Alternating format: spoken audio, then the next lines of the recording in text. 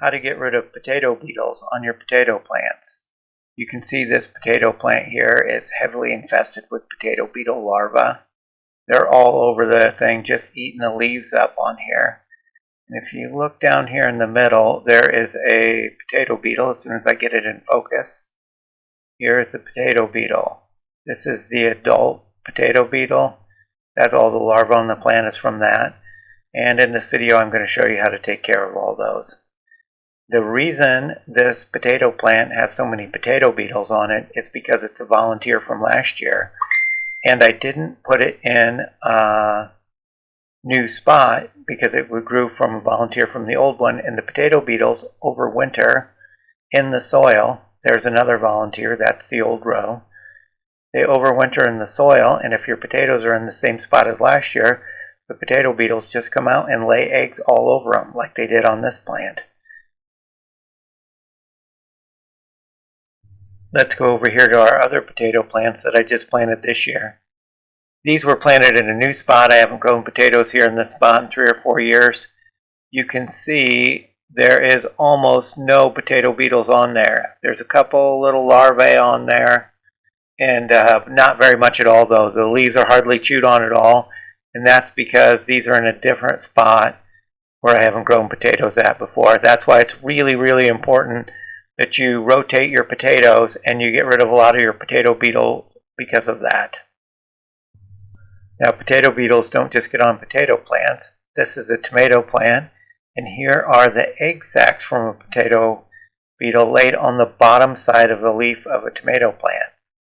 And there's our cat Mittens, who will not miss a chance to come up and rub against my hand if I'm bending down. These eggs are really easy to get rid of. You just fold the leaf over, smash it between your fingers there, and there you go. No more potato beetle eggs. Here's what we're going to be using for the potato beetles.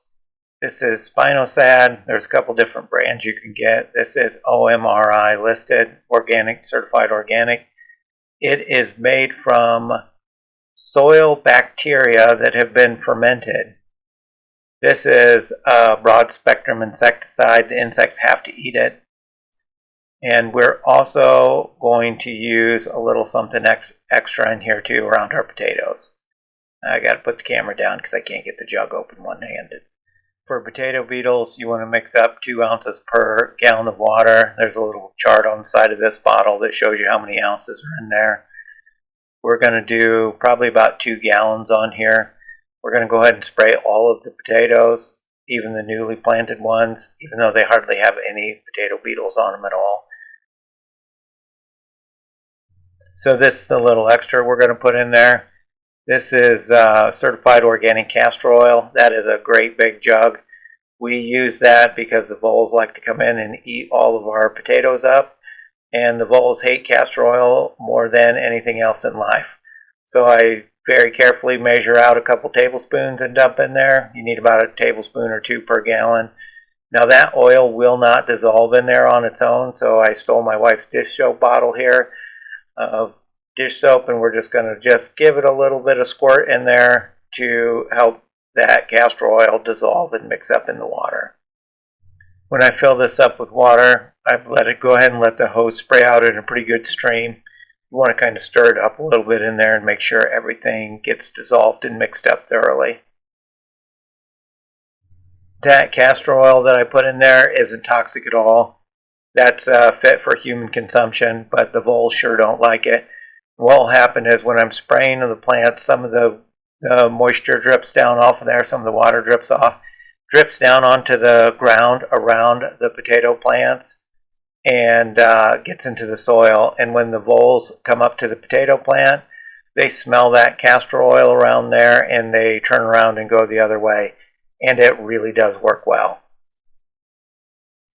We've had potato harvest where we didn't actually harvest anything. All we had were vole tunnels going from potato to potato, and we just had potato skins in the ground. An important step is remember to take the dish soap back in the house when you're done. Makes it kind of hard to do dishes when the bottle of dish soap's sitting out in the garden. I got that whole row of potatoes sprayed. I'm just coming to the end of it right here. And I noticed something else. see all these little holes in the leaves where it looks like they got shot with buckshot or something? That is not potato beetles. Those are from flea beetles, and they seem to be just bad in this corner of the garden.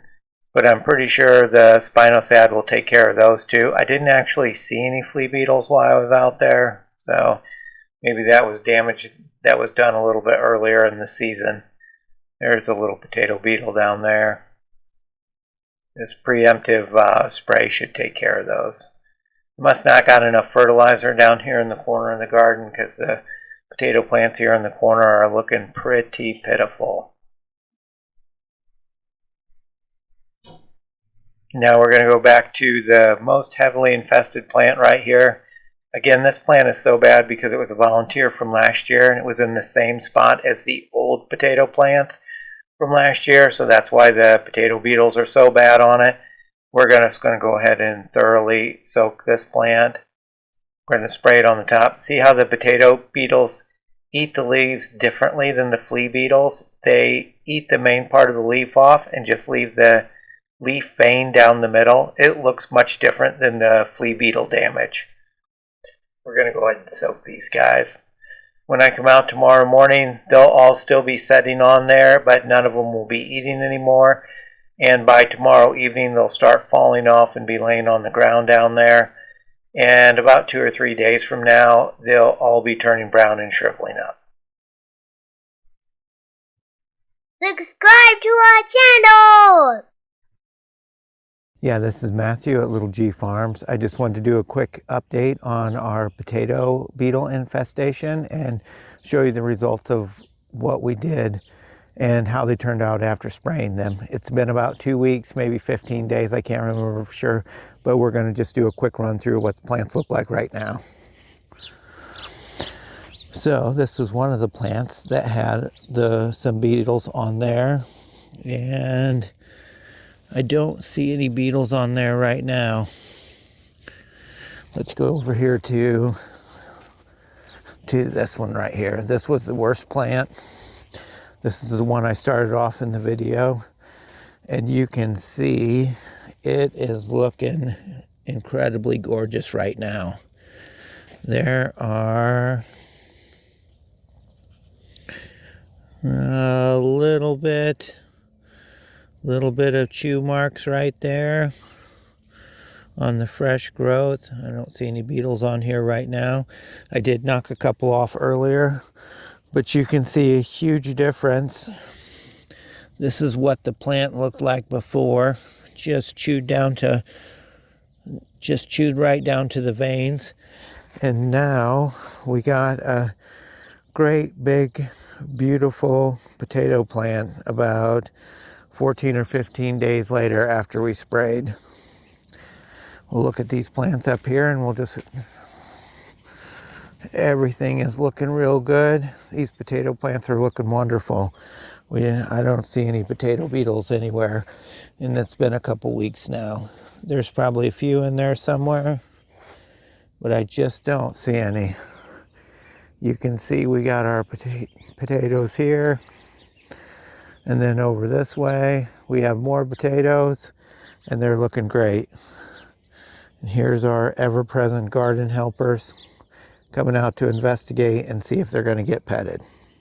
Anyways, there it is. 14 or 15 days later after we're sprayed, and our potatoes are looking amazing.